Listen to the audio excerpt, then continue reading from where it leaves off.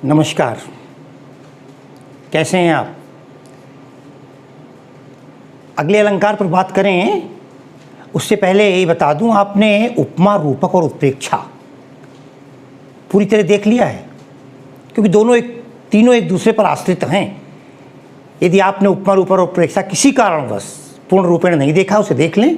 हम आगे बढ़ते हैं अब अन्योक्ति अलंकार। ये शब्द ही थोड़ा कठिन लगेगा छोटे से बच्चों को।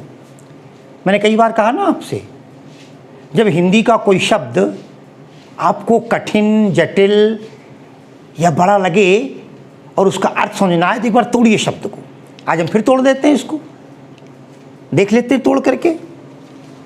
इसको जब हम संधि विच्छेद कर देते हैं तो अन्य धन उक्ति,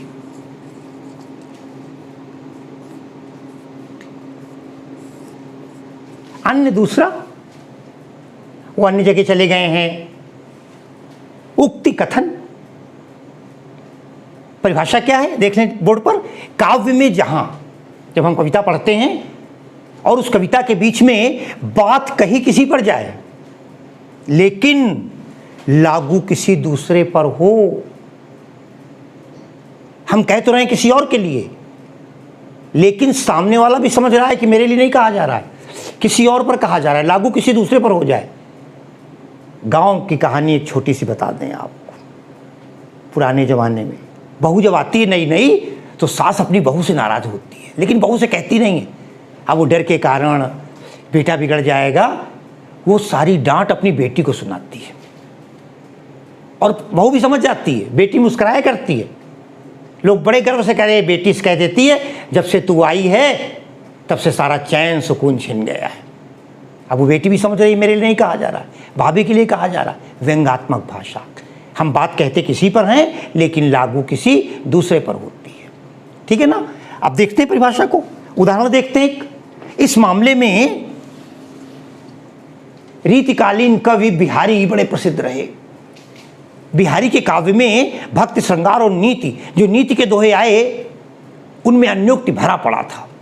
क्योंकि व्यक्ति अपनी बात नहीं कह पाता है, जब नहीं कह पाता उसे डर लगता है किसी कारणवश, चाहे वो आपातकाल हो, चाहे वो राजा का भय हो, तब वो लोग अपनी बात को इस माध्यम से कहते हैं। बात भी, सांप भी मर गया और लाठी भी नहीं टूटी। ध्यान दें आप, एक बड़ा अच्छा मैंने उदाहरण लिखा है, करी फुलेल को आचमन। ये उदाहरण आपको नहीं मिलेगा प्राय गाइड में, मैंने वो उदाहरण दिया आपको। और भागिएगा नहीं, बंद मत कीजिएगा, 5 उदाहरण दूंगा, किसी पुस्तक में नहीं मिलेंगे 5। करी फुलेल को आचमन, मीठो कहत सराही, रेगंधी मति मंद तू, इतर दिखावत काहे। दोहा बिहारी का है, ध्यान रखिएगा। कहते हैं एक सेंट बेचने वाला, इत्र बेचने वाला किसी गांव में पहुंचा। करीब, और गांव वालों को सबको, आइए इत्र ले लीजिए। सबकी उंगलियों में उसने इत्र लगा दिया, हाथ पर, यहां पर। गांव वालों को पता नहीं था। क्या किया उन्होंने? करी फुलेल को आचमन, चाट गए। इतना ही नहीं, जबकि वास्तव में सेंट या इत्र हल्का तीखा होता है। उल्टा क्या किया? मीठो कहत सराही, सराहना करने लगे, बड़ाई करने लगे, बड़ा मीठा है, बड़ा मीठा है। कवि कहता है रेगंधी, गंधी कहते हैं सेंट बेचने वाले को। कबीर ने कहा ना, जो कुछ गंधी दे नहीं तो रेगंधी, अरे मतिमंद तू महामूर्ख है। इतर दिखावत काहे, किसको इत्र दिखा रहे हो? ये गांव के लोग हैं, इन्हें इत्र का कोई महत्व नहीं पता। देख लें कहना क्या चाहते हैं। अरे विद्वान से कह रहे हैं, विद्वान तुम्हारी बातों की बड़ाई तो खूब कर देंगे लोग, अच्छी बातें जब कहोगे, लेकिन ये तुम्हारी बातों को कोई भी समझने वाला नहीं है, पचाने वाला नहीं है, ये जानते नहीं है क्या करना है। भीड़ लगा करके ताली बजाने वाले भले मिल जाएं, लेकिन वास्तव में बात को हृदयंगम करने वाले नहीं हैं। बात विद्वान और मूर्ख के लिए कही गई है। हे विद्वान, तो इन मूर्खों के सामने क्यों अपना समय बर्बाद कर रहा है? दूसरा उदाहरण इसी पंक्ति का, इसी दोहे को बाद में बिहारी और दूसरे रूप में कहते हैं। अरे समझाया इत्र वाले ने, सेंट वाले ने कहा पागल हो गए हो, ये चाट गए, मीठा बता रहे हो। कहने फिर क्या करना है? कह रहे अरे इनको सूंघो, महक बहुत अच्छी, कहने हाथ दीजिए। फिर उसका इत्र बर्बाद हो रहा है। क्या हुआ फिर? ध्यान दें, कर लय, हाथ में ले लिया, सूंघी, फिर उसको सूंघा, कर ले सूंघी। सूंघने के बाद क्या किया? सराही कै, सराही माने होता है सराहना, प्रशंसा करने लगे, वाह भाई ये तो बड़ी गजब की चीज दिखा दी आपने। कर ले सूंघ सराही के, सबय रहे गही मौन, सबय रहे गही मौन। उसके बाद उसने कहा अब बढ़िया है ना, अच्छी महक आ रही है, इसकी कीमत 10 रुपये है, जिसको लेना हो ले लो। सबय रहे गही मौन, सबके सब चुप हो गए। कवि कहता है सेंट बेचने वाले को, इत्र बेचने वाले को संबोधित करते हुए, अरे गंधी गंध गुलाब को, गंधी गंध गुलाब को गवई गाहक कौन, गवई गाहक कौन। कहते हाथ में तो लिया, सूंघा भी, सराहना भी की, लेकिन सबय रहे गही मौन। जब उसको खरीदने की बात आई, लेने की बात आई, अपनाने की बात आई, सबके सब मौन हो गए। कहता है गंधी, हे गंधी, हे सेंट बेचने वाले, हे इत्र के विक्रेता, गंध गुलाब को, तुम्हारा जो गुलाब का गंध है, गवई, ये जो गांव के लोग, ध्यान रखिएगा मेरी बात का अपवाद न होने पाए, हमारे तमाम विद्यार्थी गांव के हैं। गांव का मतलब ये जो उसके महत्व को न समझता हो, जो उसके महत्व को न जानता हो। कहते गवई गाहक कौन, इन गांव के लोगों में कोई ग्राहक नहीं है। कहना क्या चाहते हैं? हे विद्वान, तू अपना उपदेश, अपनी बात किसको सुना रहा है? सुन तो लेंगे, सराहना भी कर देंगे, लेकिन कोई भी अपनाने वाला, तुम्हारी बात को मानने वाला नहीं है। इसलिए ये दूसरा दोहा। तीसरा दोहा देखते हैं। जब राजा जयसिंह के कार्यकाल में बिहारी परेशान हो गए, देखा बड़ा अत्याचार हो रहा है, तो बिहारी ने एक दोहा लिखा, स्वार्थ, ध्यान दीजिएगा, स्वार्थ सुकृत न श्रम वृथा, स्वार्थ सुकृत न श्रम वृथा, देख विहंग विचार, देख विहंग विचार, बाज पराए पानी पर, तू पंछीन न मार।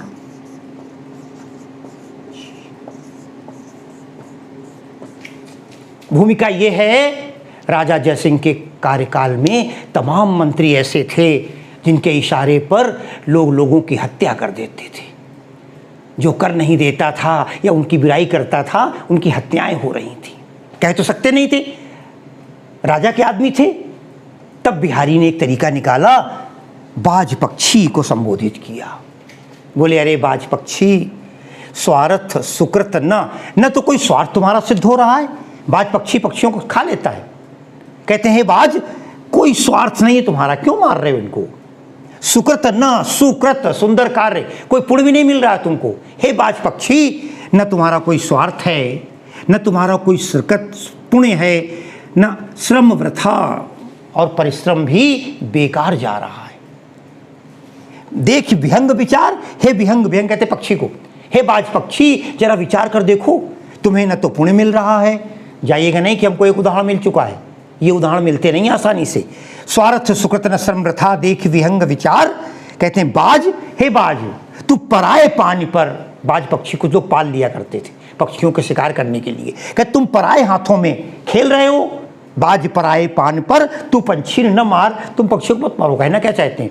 बाज के माध्यम से राजा के उन सैनिकों से, नेताओं और उन तमाम मंत्रियों से कहना चाहते हैं तुम्हारा क्या स्वार्थ है, क्या पुण्य मिल रहा है तुमको, तुम इनका वध कर रहे हो, इनको जनता को मार रहे हो। अरे देख विहंग विचार, विहंग आत्मा को भी कहते हैं, अपनी आत्मा में जरा विचार करके, मन में विचार करके देखो। हे बाज, बाज के रूप में उन लोगों से कहते हैं, वो राजा के आदमियों से, पराए पानी पर, पराए माने दूसरे के हाथ में पड़ करके, राजा के इशारे पर, मंत्रियों के इशारे पर, तू पंछी न मार, तुम इन पंछियों को, इन जनता को मत मारो। एक बिहारी का दोहा बड़ा प्रसिद्ध है, और वो दोहा मैं आपको लिखता हूं। उससे पहले एक कबीर का दोहा देख लेते हैं। बड़ा सुंदर है। माली आवत देख के, बड़ा सरल, कुछ लोग इसको लिख लेंगे। माली आवत देख के कलियां करें पुकार,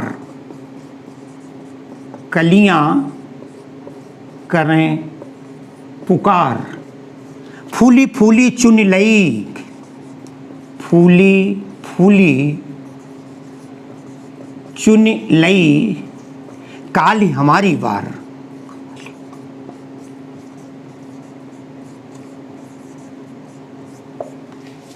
ध्यान दें, माली आवत देख के, बगीचे में जब माली प्रवेश कर रहा है, बड़ी संसार का वर्णन है, बड़ा अच्छा दर्शन, जीवन दर्शन देखिए पूरा।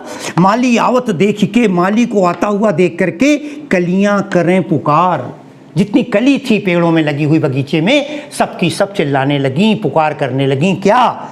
फूली फूली चुन लई, जो फूले हुए फूल थे उनको तो इस माली ने चुन लिया है। काल ही हमारी बारी, कल तो हमारी भी बारी है।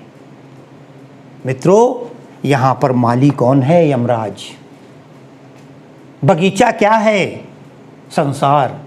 जिस समय यमराज आता है, कहने का आशय, जब किसी की मृत्यु होती है तो सब लोग एक ही बात तो कहते हैं, काल ही हमारी बार, कल हमारी भी बारी है, हमको भी जाना है। फूली फूली चुन ले का मतलब जो फूले थे, जो बुजुर्ग हो गए थे, बड़े हो गए थे, जिनकी मृत्यु होनी थी, असमय कभी कभी माली तोड़, आप कह सकते हैं कि कई बार बच्चे भी मर जाते हैं, मृत्यु हो जाती है, तो भाई कई बार माली फूल तोड़ रहा है, बीच में कली भी आ गई, तो माली का हाथ है।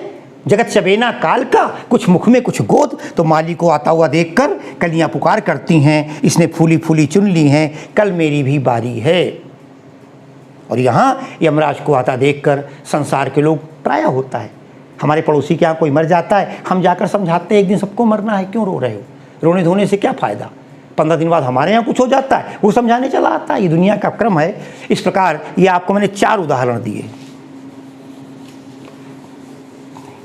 एक बिहारी का बड़ा प्रसिद्ध दोहा, शायद आपने उसे याद भी किया होगा। अंतिम 5 उदाहरण दे रहा हूँ, उस दोहे को आप देखें ध्यान से। बिहारी लिखते हैं, नहीं पराग नहीं मधुर मधु, नहीं पराग नहीं मधुर मधु, नहीं विकास यही काल, नहीं विकास यही काल, अली कली ही सो बिंध्यो, अली कली ही सो बिंध्यो,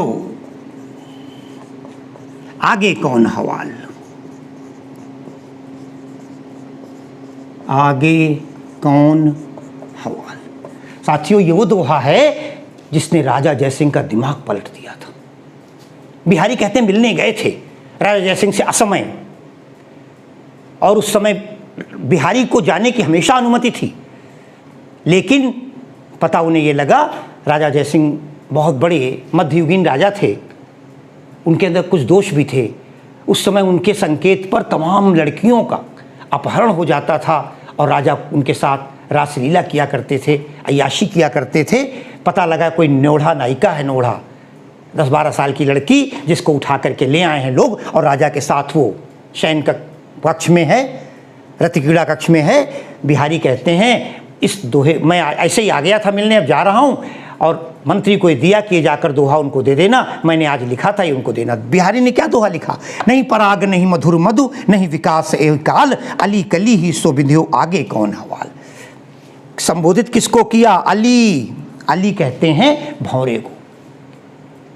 बिहारी भौरे को संबोधित करते हुए कहते हैं, हे भौरे, जिस कली पर तू बैठा हुआ है, नहीं पराग, उसमें भी पराग नहीं है, सौंदर्य नहीं है, अभी उसमें रस नहीं है, नहीं पराग नहीं मधुर मधु, पराग रस सुंदरता कुछ भी तो नहीं मिली अभी, मधु भी नहीं है, नहीं विकास यही काल, और हे भौरे, अभी इस कली के विकसित होने का समय भी नहीं आया है, अभी तो ये कली है, इसे 2-3 दिन उम्र के अनुसार माने तो कितने साल, इसको बचपना ही रहना दो इसके। नहीं विकास यही काल, अली कली ही सो बिंध्यो, हे भौरे, अली कली ही सो बिंध्यो, जब तुम कली में ही जाकर बिंध गए हो, उसी के ऊपर अपना सारा अत्याचार कर रहे हो, तो आगे कौन हवाल, आगे क्या होगा।